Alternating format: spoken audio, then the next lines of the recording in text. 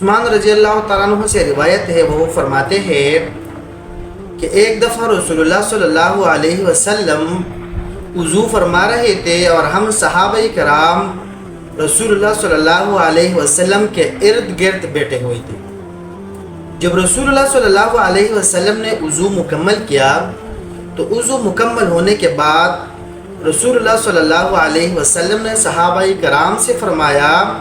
کہ جس نے بھی میری طرح وضو کی، جس طرح میں نے وضو کی، اگر کسی نے اسی طرح وضو کی اور پھر وضو کے بعد اس نے 2 رکعت نفل پڑھی، لیکن وضو اور 2 رکعت نفل کے درمیان انہوں نے کوئی گفتگو بات چیت نہیں کی، بغیر کسی گفتگو اور بات چیت کے وضو کے فوراً بعد 2 رکعت نفل پڑھی، تو اس عمل کی وجہ سے وضو اور 2 رکعت نفل پڑھنے کی وجہ سے پھر نبی علیہ السلام نے فرمایا کہ انسان کی پچھلی تمام گناہیں معاف ہو جاتے ہیں، اللہ تعالیٰ ان کی تمام گناہیں معاف فرماتے ہیں۔ اور اسی سے ریلیٹڈ ایک اور حدیث جو معراج کے واقعے سے ہے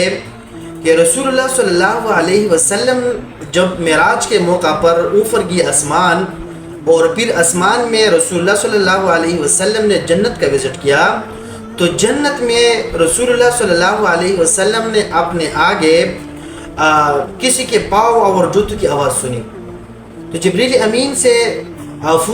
پوچھا کہ یہ کون ہے کہ میرے آگے جنت میں آگے ہے اور میں اس کی پاؤں اور جوتوں کی آواز سن رہی ہوں؟ تو جبریل امین نے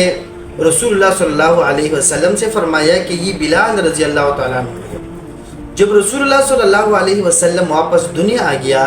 تو بلال رضی اللہ تعالیٰ عنہ سے فرمایا کہ اے بلال، آپ ایسے کون سے عمل کرتے ہیں کہ آپ جنت میں بھی مجھ سے آگے تھے؟ میں نے جنت میں آپ کی پاؤں اور جوتی کی آواز میں نے سنی اور آپ مجھ سے آگے تھے۔ تو بلال رضی اللہ تعالیٰ عنہ نے فرمایا کہ ایسی کوئی خاص عمل تو میں نہیں کرتے اللہ کے رسول، البتہ جب بھی میں وضو ٹوٹتا ہوں یا پیشاب وغیرہ کرتا ہوں تو اس کے فوراً بعد میں وضو کرتا ہوں، اور پھر اسی کے بعد میں 2 رکعت نفل پڑھتا ہوں، جو جس طرح جو تحیۃ الوضو اس کو کہا جاتا ہے۔ تو یہ میری عادت ہے کہ باوضو رہتا ہوں ہر وقت، اور ہر وضو کے بعد میں 2 رکعت نفل پڑھتا ہوں، 2 رکعت نفل نماز پڑھتا ہوں۔ تو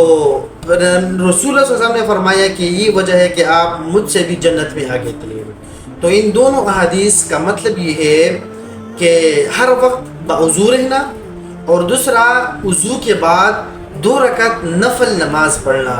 اس سے تو اس حدیث کے مطابق تمام ساری گناہیں معاف ہو جاتی ہے۔ اللہ تبارک و تعالی انسان کی تمام گناہیں معاف فرماتے ہیں، اور دوسرے اس کی وجہ سے اللہ تبارک و تعالی انسان جس طرح بلال رضی اللہ عنہ کو جنت میں اعلیٰ مقام عطا فرمایا اور پیغمبر نے اپنے آگے پایا بلال رضی اللہ عنہ کو، تو اسی طرح ہمیں بھی اللہ تعالیٰ اس عمل کی وجہ سے یہ مرتبہ عطا فرمائیں گے اگر ہم نے اسی پر عمل کی۔ ایک تو ہر وقت باوضو رہنا، اور دوسرا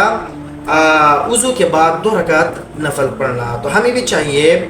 کہ اس طریقے پہ ہم عمل کریں، اس سنت جو حدیث ہے اس